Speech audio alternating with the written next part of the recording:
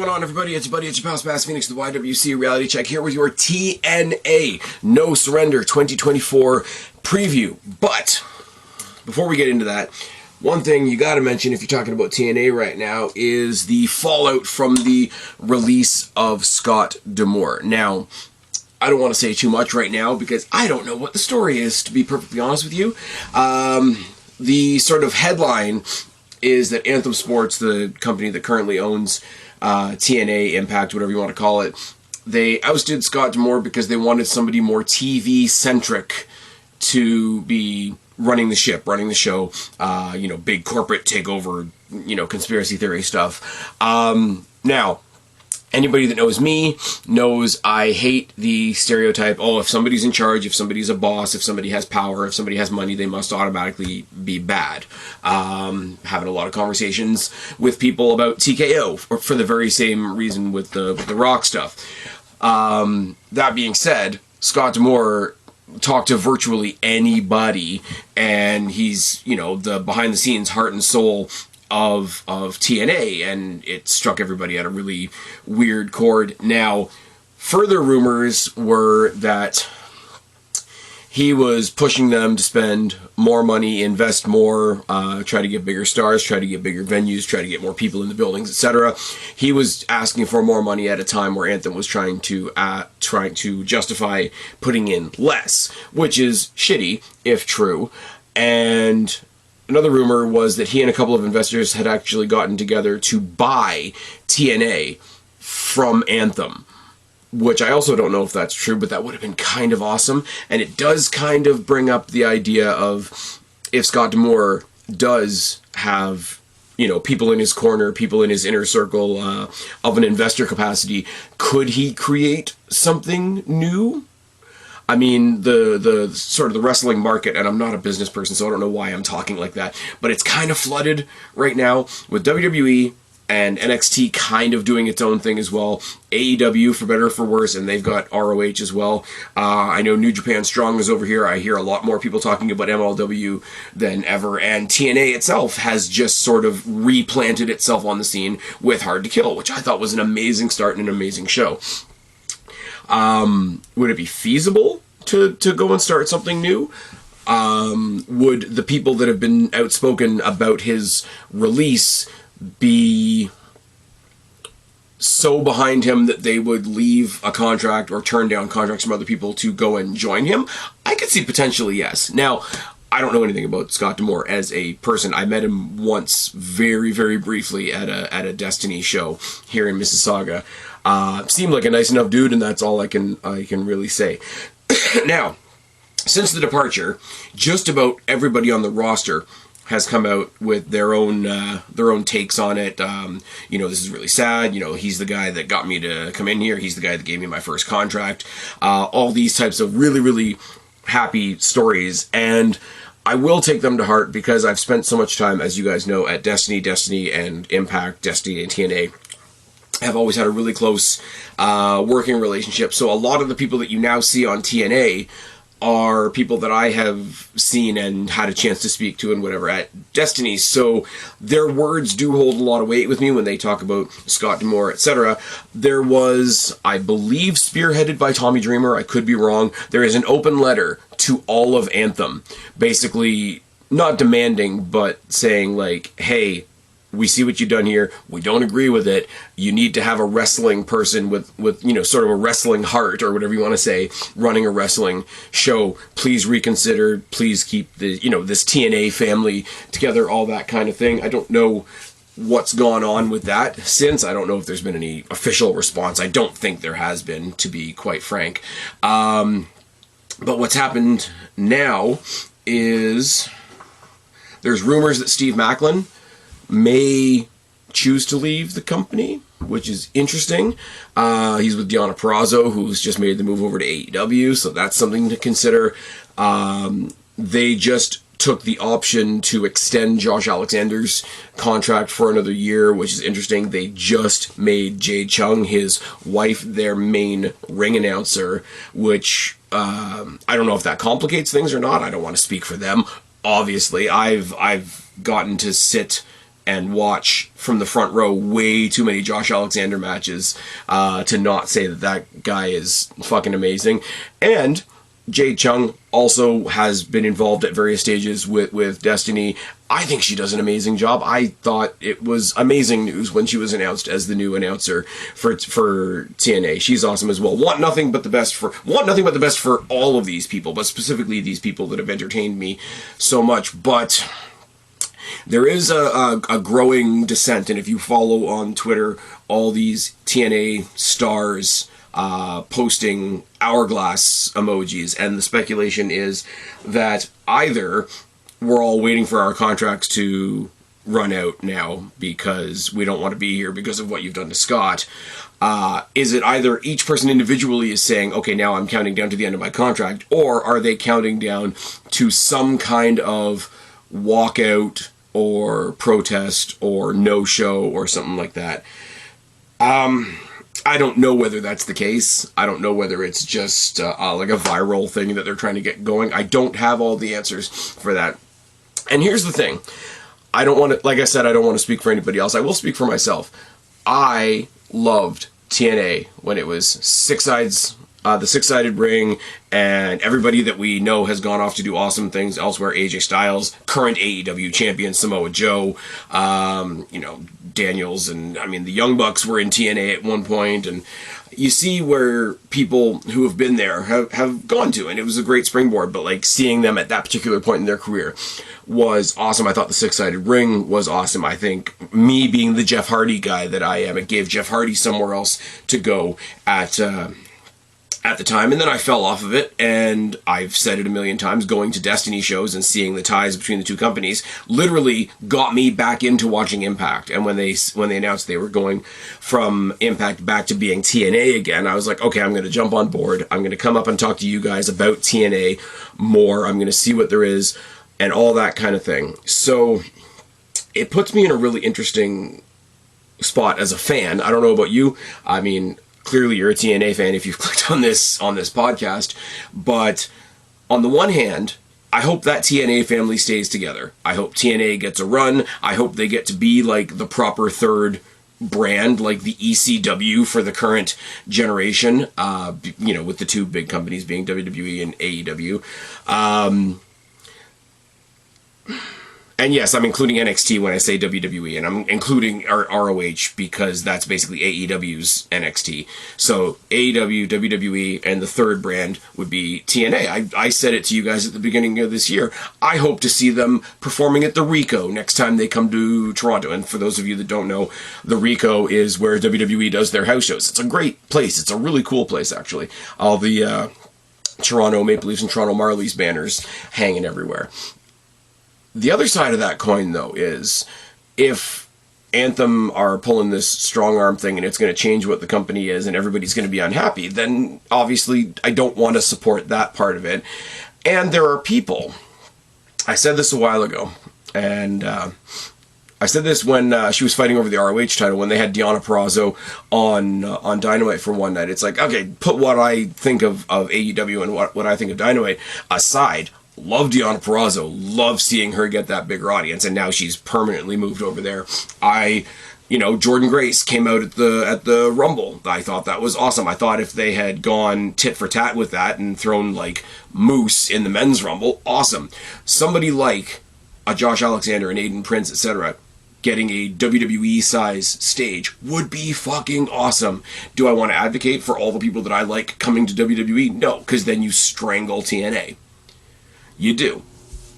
But it's a weird spot because I want to support TNA if the wrestlers that are still there are supporting their own place. If it's somewhere they don't want to be and they're all looking to get out, then there's no reason to support those initials anymore. And those initials just came back like a month ago. I don't know. I would love to see Decay in front of a huge arena audience. I would love to see MK Ultra in front of a large audience. I would love to see, like I say, Josh Alexander, Aiden Prince, Trey Miguel. Trey Miguel, when MSK first came to NXT, a lot of initials going on there, I thought that eventually Dez and Wentz coming to NXT, Trey Miguel would come over as well. And I would get to do the whole thing. Hey, NXT fans, here's this person that I saw at a local Destiny show. I did it with Shotzi Blackheart. Here's hoping Shotzi Blackheart recovers from her injury, by the way. But Trey Miguel was the Destiny Next Generation champion. And then I got to see him on TNA. And would I love to see him pop up with his boys in NXT? Absolutely. Now, what's his name? Wentz got Me Too'd to shit and got booted out of the company or whatever the case may be. He got kind of fucked with. And Wes Lee's going off on his own now. But Wes Lee, Trey Miguel on a WWE stage? Fucking yes. Let's do that. So it's a very interesting situation, and I've rambled on around it for about 20 minutes now, and I will get over into the pay-per-view. I'm not saying I want there to be like a walkout or a protest or anything like that, but I do think in a lot of ways, in a lot of companies, it would send a shockwave. Like, we have a voice and we're going to use it, and you don't have a show if you don't have people in there on your show, as Chris Jericho would always say, throwing themselves at the ground for a living. So maybe listen to us. Personally, I think the Scott D'Amore thing sucks. I think you leave him at the head. He got them to where they were. He got them to the point of being TNA again. Put him back in his spot. Bad thing to take him out. Switching over to the pay-per-view itself now. Two matches that I'm surprised are not on the show. One of them is Nick Nemeth and Steve Maclin, but like I said, there are rumors that Maclin is leaving, so I don't really know.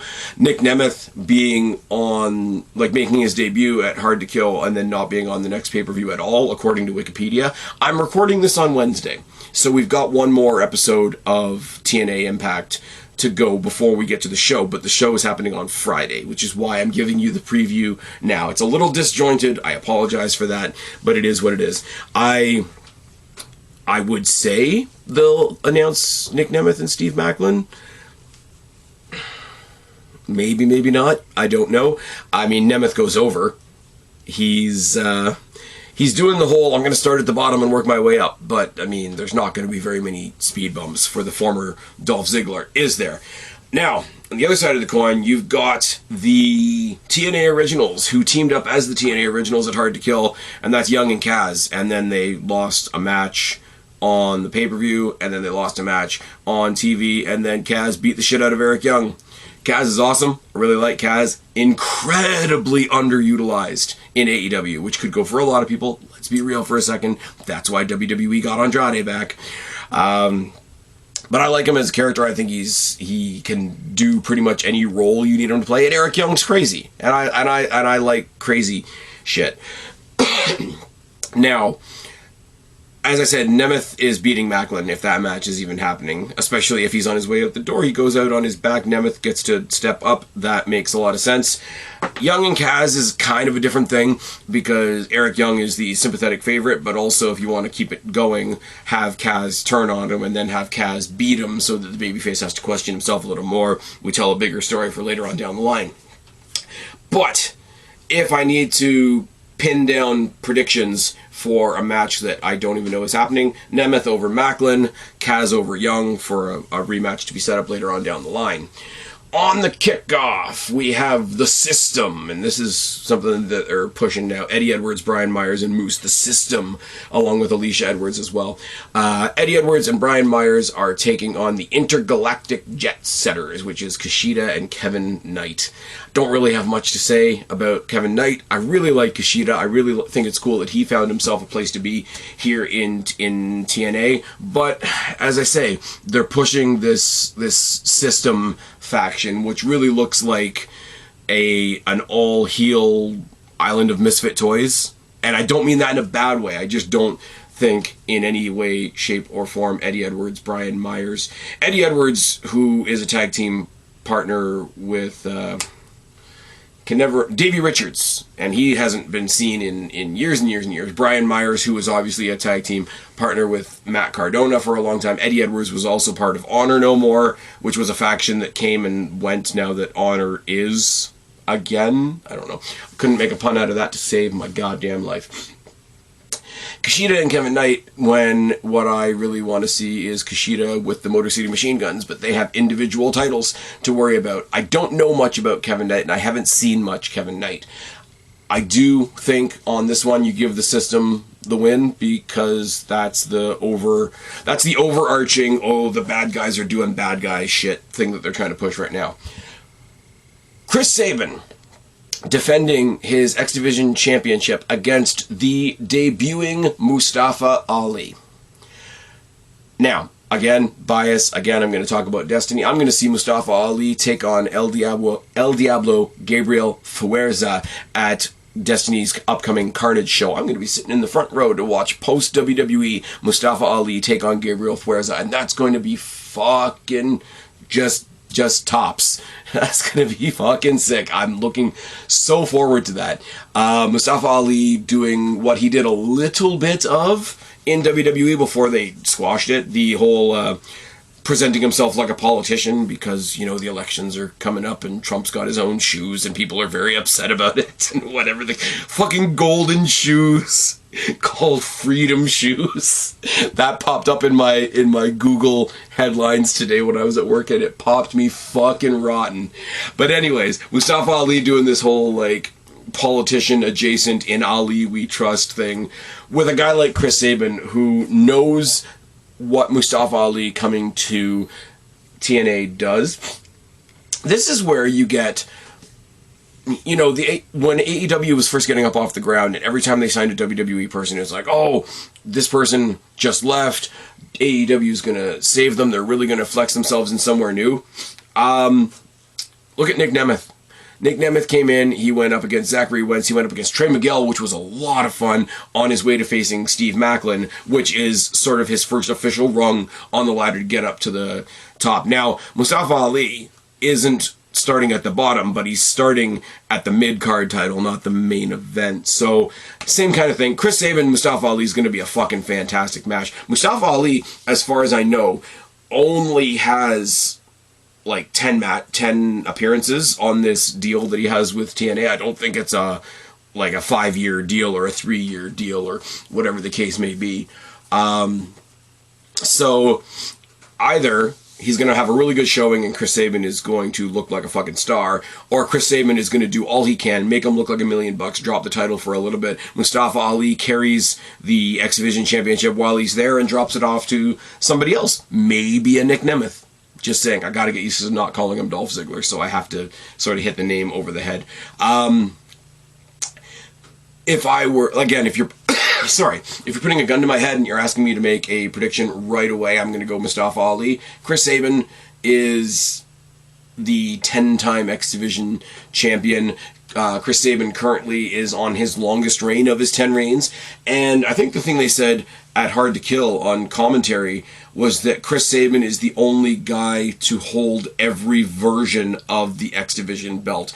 Before, when it was the X belt, and then it was the X Division belt, and then through Global Force and Impact and TNA and GCW and all the different iterations that belt has gone through. Remember when it was Global Force and they were all neon green and it was gross? The new belts they have now are fucking gorgeous too. I thought by putting the bright red and the bright yellow on the belts it would look tacky. I think those belts are fucking gorgeous. Mustafa Ali to win in his debut match. As I'm recording this, tomorrow night, we're going to be seeing the debut of formerly known as Dana Brooke, Ash by Elegance, managed by George Iceman, who's a really cool dude.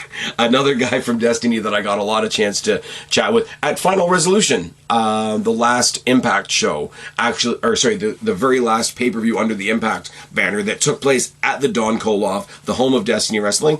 I got to sit with George Iceman for the main event and just talk about how awesome wrestling is, which is one of the coolest opportunities I have had, because I'm not in the biz. I do this. I talk to you guys, and really, really cool. So I'm looking forward to her debut, as well as I'm looking forward to George Iceman playing this manager character that already looks like it's going to be a lot of fun. Jordynne Grace versus Giselle Shaw speaks for itself. Giselle Shaw won the Women's Ultimate X match to get this championship opportunity. Giselle Shaw and the Shaw Entourage were fucking with Jordynne Grace and Trinity before Trinity finished up her business in TNA to go back and be Naomi in the WWE, to be part of the Elimination Chamber, and we'll talk about that in another pod that I'm also recording tonight. So there's a lot of synergy here. I would love to see Jordynne Grace show up at the Elimination Chamber and just rip Naomi out of her pod. That would be fucking awesome. It's not going to happen. You know what else isn't going to happen? Giselle Shaw's not going to win. Jordynne Grace is their tentpole flag bearer of that division, and good for her. Like, she's an absolute monster in the ring. Another person I've gotten a chance to see a lot live in the Don Kolov Arena. Giselle Shaw is like a heel bug that's going to be squashed, and I think it's pretty simple. TNA Knockouts World Tag Team Championships. A rematch from the unannounced match that we got at Hard to Kill. Decay, which is Havoc and Rosemary back in their darker forms or whatever the case is giving the contractual rematch clause to MK Ultra, which is Master Slamovich and Killer Kelly. I don't know with this one. I really don't. I like DK as a group, but as individual wrestlers, I like Masha Slamovich and Killer Kelly. So I think they kick so much ass, and I think they are... I don't want them... I wouldn't say I would want them to break up and then feud and then go for the main title, because I think they work so well as a unit.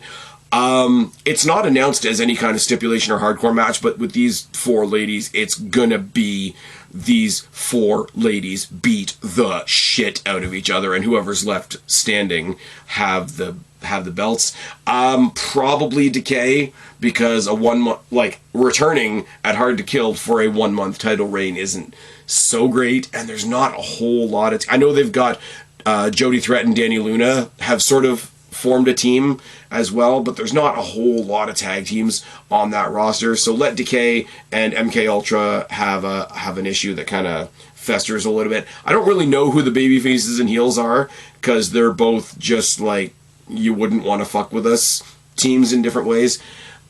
If I have to make a choice, DK's probably going to retain here.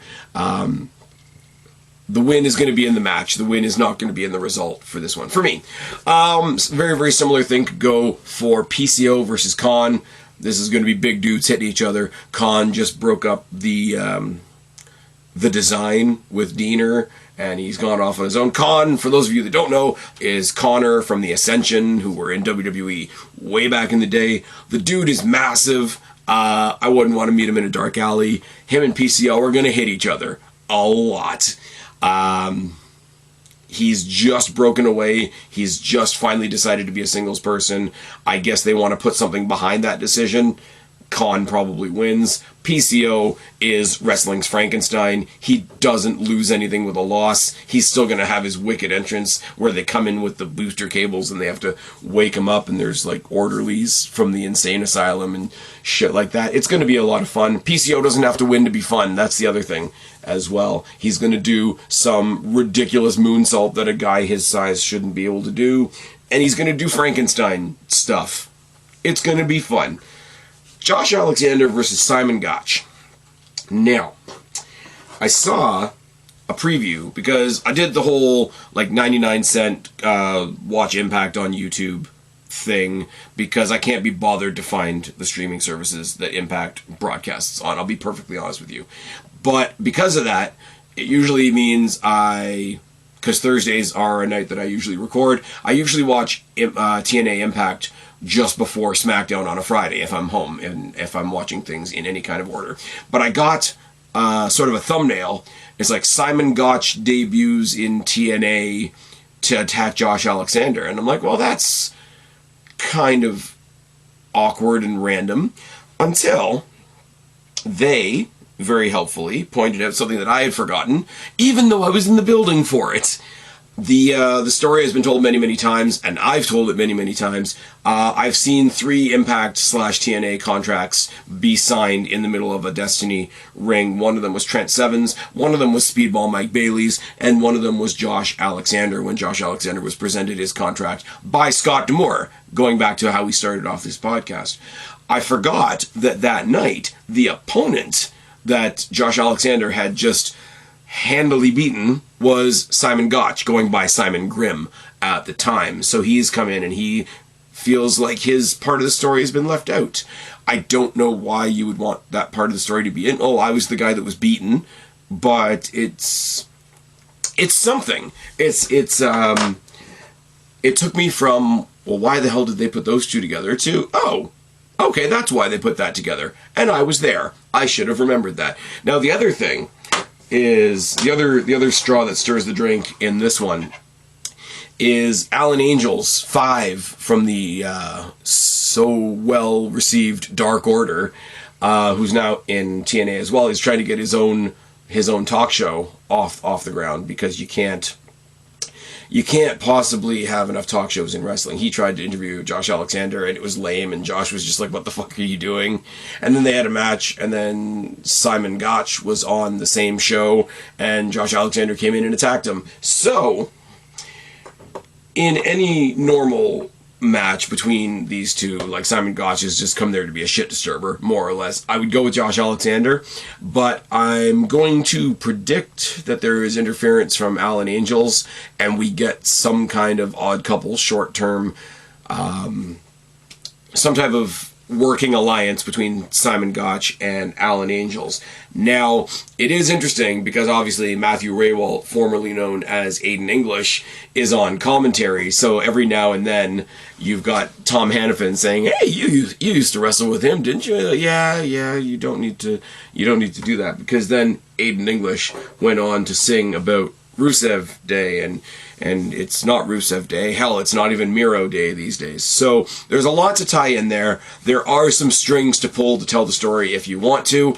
I think the match will be great. I don't think Simon Gotch is any kind of bad wrestler, but Josh Alexander's a fucking machine, and if Alan Angels isn't getting involved in this match, Josh Alexander's going to kill him. Toot sweet! And if he's going to be mandated to the company for another year, I hope they're doing something good with him. I hope it is in his favor. I really do. I speak very much from the outside.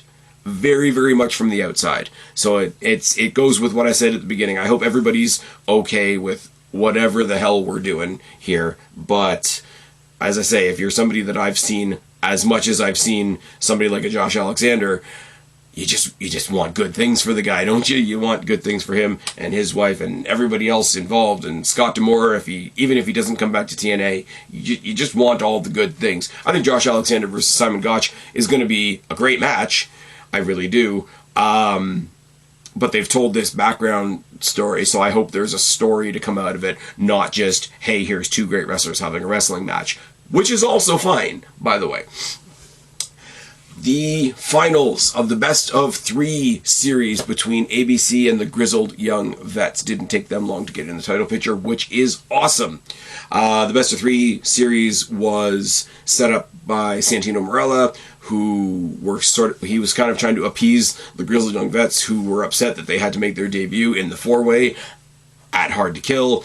And he said, well, you can't just walk in and accept a title match, which is sometimes true and sometimes not true. Let's be real for a second. I mean, look at Mustafa Ali on this card. But he says, I will give you a chance. I will give you a best of 3 because ABC want to get their hands on you because you guys have been shitheads. I do think it's really funny that I guess, and this is a guess on my part, I guess WWE owns the name Grizzled Young Veterans, so they have to be the Grizzled Young Vets. I don't know if that's true, but it's kind of funny if it is, because that's really petty. High-flying, awesome athletics from the only Bullet Club members left in TNA, am I right? Let's just pause for a second and say that Gallows and Anderson invaded NXT last night, and that was hysterical. They look bigger than the ring when they stepped into that recording studio. I like NXT, but damn.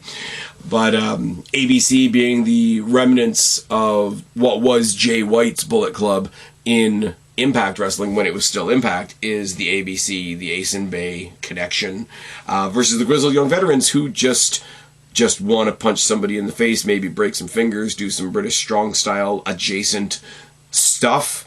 And who's going to take it? Probably Grizzled Young Vets are going to take it. I'd love to see Ace and Bay both as still keep them together as like a unit, but I'd love to see one of them, like Ace has already been the X Division champion, I think. Has Chris Bay been the X Division champion? I'm trying to remember off the top of my head, I don't know.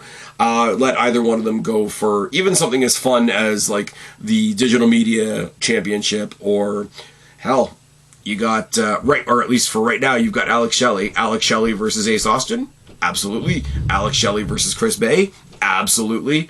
Or Moose versus either one of them. You want to tell a David and Goliath story with either one of those guys, that would be awesome as well. I do think the Grizzled Young Vets take it. I do think they're going to get that ball and get to run with it for a bit. But if I'm wrong and ABC hold on to those titles, I wouldn't really mind that either. I know somewhere in the background, Speedball Mountain, which I am so happy as a tag team right now, you don't even know.